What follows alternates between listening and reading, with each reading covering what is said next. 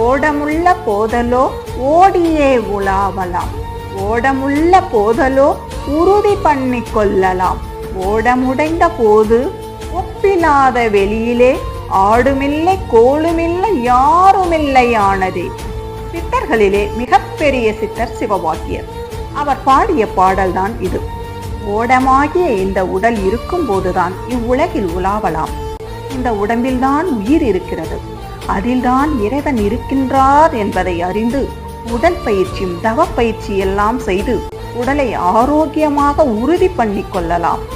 ஆனால் யமன் வந்து அழைத்த பிறகு இந்த உடலில் உயிரும் இல்லை, உயிரை மேய்க்கும் ஈசனும் இல்லை.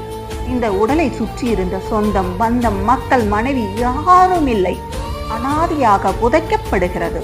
அதனால் இந்த உடம்பில் உயிர் இருக்கும் போதே இறைவனை அறிந்து தியானம் செய்யுங்கள்.